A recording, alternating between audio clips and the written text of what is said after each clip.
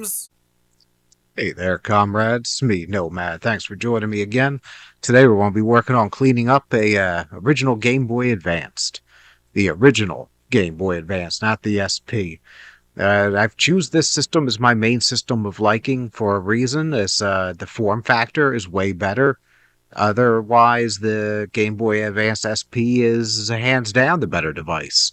I'm not sure if there's like any specs that are different as far as RAM internally or anything, but the backlit display, the clamshell design, it's just better.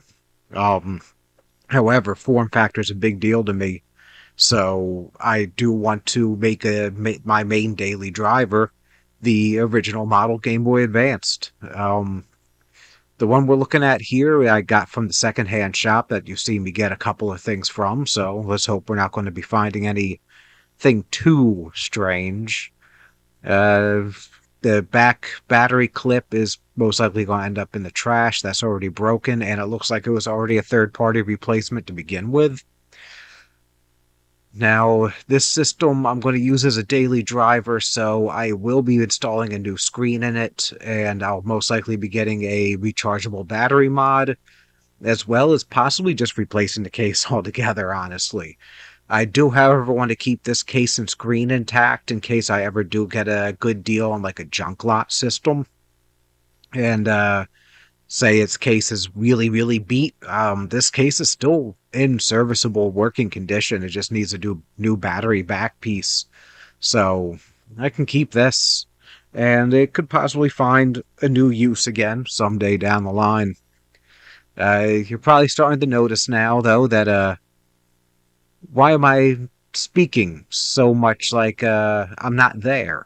Almost a narration. Well, your boy Nomad messed up again.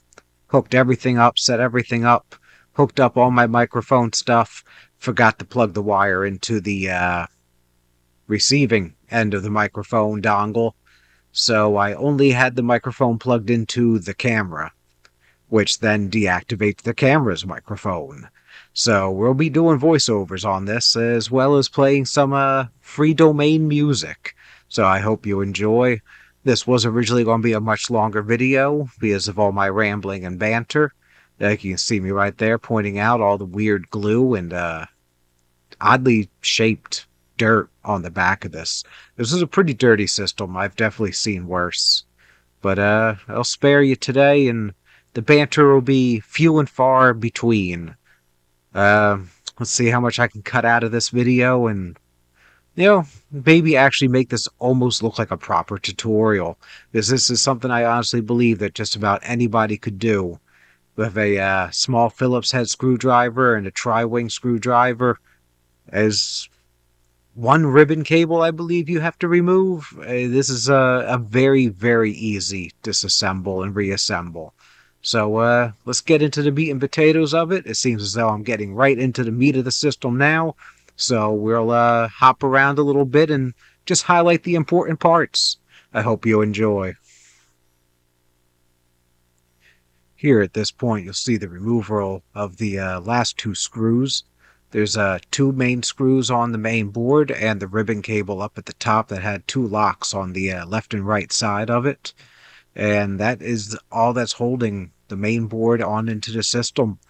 Don't mind me there poking on the foam insulation to protect the screen.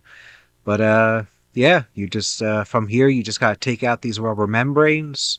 Admire the abnormally large chunk of dirt that's stuck into the rubber membrane of that D-pad. How that could have got in there, I can't begin to tell you. But yeah, you just gotta take out these membranes and these buttons, and you're ready to get to cleaning. You're ready to go ahead and detail everything. So again, we'll be back in one moment. Oh man, now we're getting into the spicy stuff, the contact cleaner. There's no sponsorship or anything here, so go and buy any brand you want. But yeah, no, I definitely recommend keeping a can on hand. It's great for cleaning all sorts of electronics, even just your game cartridges. Again, probably easier just to use IPA for that, not the kind to drink. But the contact cleaner, it works phenomenally. It dries lightning quick, and I literally just messed up an opportunity to make a video for how to fix up a PlayStation 5 controller because I had stick drift so bad my character was walking in circles. But yeah, 10 minutes, complete tear down, took it apart, cleaned it out with some contact cleaner, put it back together, and I was back off to playing Final Fantasy 14 for the rest of the night. So maybe next time I'll get that on tape. Um, yeah, that was a missed opportunity there.